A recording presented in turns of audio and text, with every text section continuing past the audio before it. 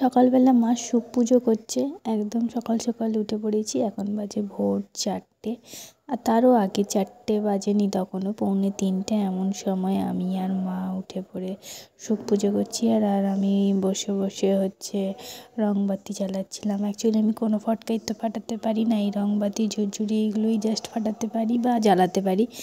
তো আমি এই জন্য এখানে বসে বসে রংবাতি জ্বালছিলাম, আর মা এখানে পুজো করছিল ঠাকুরকে। তারপরে এসব করার পর আবার একবার ঘুম দিয়ে দিয়েছিলাম। ঘুম থেকে উঠে ঝটপট করে রেডি হয়ে গেলাম।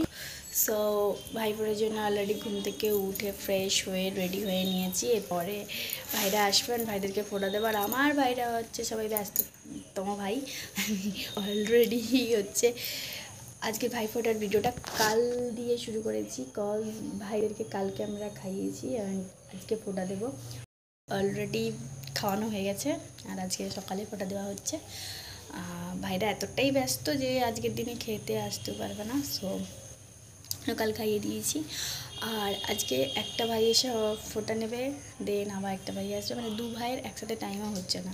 আর আমার দিদি আমাকে আমিও যাবো দিদি বাড়ি। তো চলো এখন ঝটপট করে সব কিছু রেডি করে নিই। একটা ভাই অলরেডি এসে গেছে, বেশি না বকে চলো ঝটপট করে একটা ভাইকে ফোঁটা দিয়ে দিই। এরপরে একজন চলে এলো, একটা ভাই আসার পরে আমি ওকে ফোঁটা দিয়ে দিলাম। আর ও আমার থেকে 8 মাসের বড়। অ্যাকচুয়ালি ও বাড়ি সব থেকে ছোটো তখন ছিল, আর আমিও সব থেকে ছোটো। তো সবাই ওকে ভাই ভাই বলতো বলে আমি ওকে ভাই বলতাম, দাদা আর বলে উঠতাম না। আমার থেকে মাত্র 8 মাসের ছোটো, একই ক্লাস আমরা পড়েছি, একই সাথে টিউশন পড়তে যেতাম। তাই ভাই বলাটাই অভ্যাস হয়ে গেছে, ভাই বলি। তো এই জন্য ও আমার থেকে 8 মাসের বড় বলে ওকে আর আশীর্বাদ করলাম না, ওকে শুধু ফোঁটা দিয়ে দিলাম আর মিষ্টি খাইয়ে দিলাম।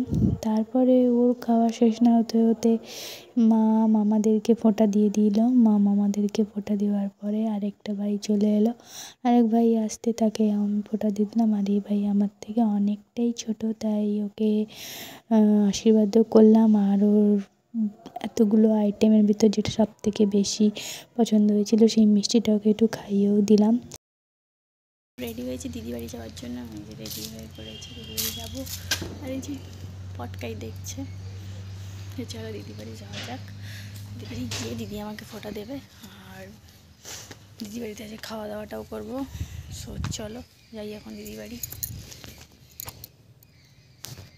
এই যে আমি দিদি বাড়ি এসে গেলাম, দিদি এবার আমাকে ফোঁটা দিয়ে দিল। আর দিদি আমাকে ফোঁটা দেওয়ার পরে আমিও দিদিকে ফোঁটা দিয়ে দিলাম। এটা আমাদের প্রত্যেক বছরেরই ব্যাপার। আমরা হয়তো বসে ঘটা করে সেভাবে ফোঁটা দিই না, বাট যাই হোক আমরা দুজনকে কিছু খাওয়াই না খাওয়াই ফোঁটাটা মোটামুটি দিই।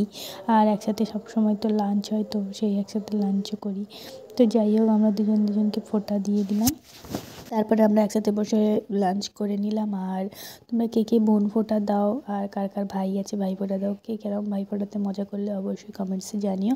আজকের মতো ভিডিওটা এখানে এন্ড করলাম। অবশ্যই ভালো লাগলে লাইক করো, কমেন্ট করো। আর আজকের মতো টাটা, দেখা হচ্ছে নেক্সট ভিডিওতে।